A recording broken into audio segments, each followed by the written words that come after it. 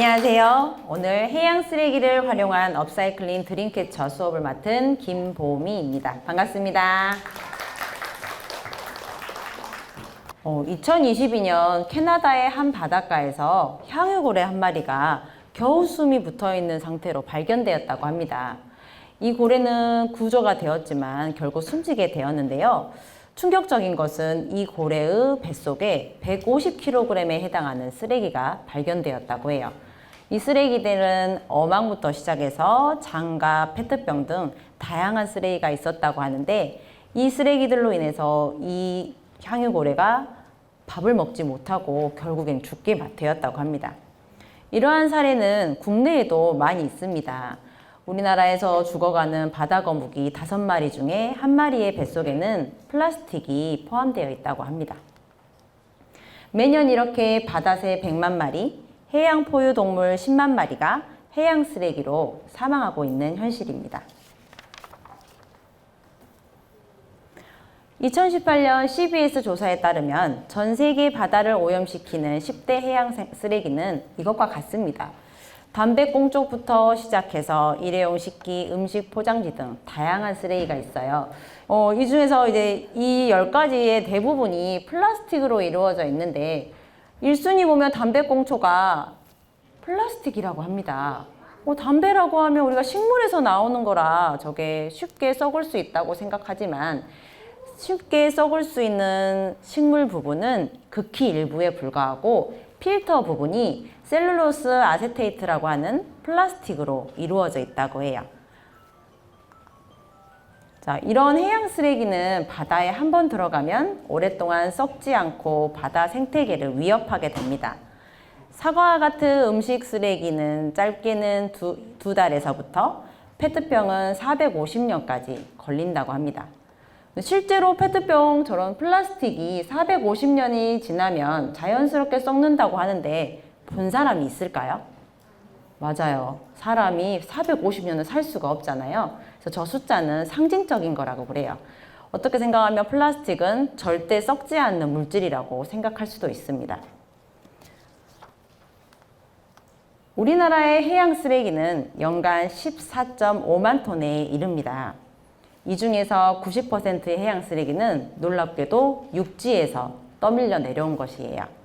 거리에 있는 쓰레기들이 빗물을 타고 내려오거나 또는 하천을 타고 내려오면서 육지에서 바다로 유입되는 것입니다. 해양수산부에 따르면 2021년 해양 쓰레기의 수거량은 120톤 정도가 된다고 합니다. 120톤이 엄청 많은 양인 것 같지만 그래프에 보시는 것처럼 연간 발생량에 따르면 1%도 되지 않는 양입니다. 그럼 나머지 쓰레기는 과연 어디에 있을까요? 여러분이 생각하시는 것처럼 바다에 그대로 남아 있습니다. 바다를 가둬버린 해양 쓰레기는 크게 3가지로 분류할 수 있습니다. 육지와 맞닿아 있는 부분에 있는 걸 해안 쓰레기, 바다 표면에 둥둥 떠다니는 걸 부유 쓰레기, 그리고 바다 밑에 가라앉은 걸 침적 쓰레기라고 부릅니다. 이 해안 쓰레기가 69%, 부유 쓰레기가 6%, 침적 쓰레기가 약 25%에 이른다고 해요. 해양 쓰레기는 수질 오염의 주범이기도 합니다. 해양 생물을 폐사시키기도 하고 어획량 감소를 일으키기도 해요. 또한 부유 쓰레기는 선박의 추진 기간을 방해하여 해양 사고의 원인이 되기도 합니다. 이 중에서 가장 심각한 건 우리가 발견하기 어려운 침적 쓰레기입니다. 침적 쓰레기는 눈에 보이지 않기 때문에 특수한 장비를 이용해서 수거를 해야 하는데 그게 만만치 않다고 해요. 그럼 이 중에서 단 6%밖에 되지 않는다는 저 부유 쓰레기가 현재 지구상에 커다란 걸 만들고 있다고 하네요. 선생님이 여기 가운데 GP라고 적혀있는 하나의 검은색 섬을 만들었습니다. 물론 제가 만든 건 아니고 쓰레기들이 만들게 되었어요. 1997년 LA에서 하와이로 횡단하는 요트 시합 중에 찰스 무어라는 사람이 거대한 쓰레기 섬을 발견하게 됩니다.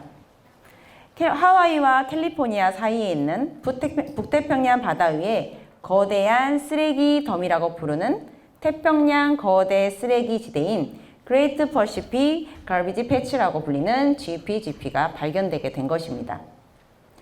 바닷속에 버려진 쓰레기들은 바람과 해류의 순환으로 한 곳에 모이면서 이와 같은 쓰레기 섬이 형성되게 된다고 해요. 근데 저기 있는 가운데 있는 GPGP가 현재 남한 면적의 16배에 이르는 크기라고 하고 현재도 커지고 있습니다. 더 심각한 문제는 이러한 것들이 5개나 존재한다고 합니다. 해류와 바람이 일정한 방향으로 움직이기 때문에 저 섬들은 계속 모이게 된다고 해요. 계속 쓰레기가 모여서 커지면서 저런 것들을 이제 사람들이 어떻게 하면 좋을지 생각하고 있다고 합니다. 그럼 이렇게 바다로 모여든 쓰레기는 어떻게 될까요? 자외선과 파도를 만나 마모되면서 미세 플라스틱으로 분해되게 됩니다. 그러면 플랑크톤에서 어류로 이어지는 먹이 사슬에 따라 미세 플라스틱을 삼킨 물고기가 우리의 식탁으로 오게 되겠죠. 결국 우리가 버린 쓰레기가 돌고 돌아서 우리에게 다시 오게 되는 거예요. 정부는 2050년까지 해양 쓰레기 제로화를 목표로 하고 있다고 합니다. 친환경 부표를 주거나 어구를 보급하면서 해양 쓰레기를 회수하면 보증금을 따로 주기도 한다고 해요. 더불어 해양 쓰레기를 비롯한 쓰레기를 줄여보고자 하는 노력을 하고 있는데 그 중에 하나 새롭게 생긴 개념이 업사이클링이라고 하는 개념입니다. 사용 후 버려지는 다양한 재료를 새롭고 가치 있는 제품으로 재창조하는 행위라고 해요. 업그레이드와 리사이클링을 합쳐서 업사이클링이라고 하는 새로운 가치를 부여하게 되는 행위를 말하게 됩니다. 대표적으로 폐방수청과 버려지는 안전벨트 그리고 자전거 튜브를 이용해서 F사는 방수가 되는 가방을 현재 제작하여 판매를 하고 있습니다. 또한 운동화를 제작하고 있는 A사는 폐그물과 해양 플라스틱 쓰레기를 이용하여 운동화를 제작하고 있다고 해요. 우리나라 기업들도 폐그물이나 어망들을 회수하여 작은 플라스틱 알갱이를 만든 뒤 섬유를 제공하고 있다고 합니다. 그 다음에 저기 마지막에 있는 바다 플로킹은 우리가 거대한 기업은 아니지만 자원봉사단체나 개인이 바다를 산책하면서 쓰레기를 줍는 바다 플로킹 행위를 통해서 바다를 지킬 수 있게 되겠죠. 오늘도 우리 이제 해양 쓰레기를 이용해서 업사이클링을 하나 해보려고 하는데요. 오늘 활용할 재료는 양말목입니다. 선생님은 맨 처음에 양말목이 양말의 맨 윗부분을 자른 거라고 생각을 했어요. 근데 이거를 찾아봤더니 양말의 앞코 동그란 부분을 이어붙이기 위해서 앞쪽을 한번 재단을 해야 된다고 합니다. 그래서 앞쪽을 자르고 저기 있는 붉은색 양말목을 자르고 난 부분을 양말목이라고 해요. 이 양말목이 하루에도 수천 통씩 현재 폐기물로 나오고 있는 상황이에요.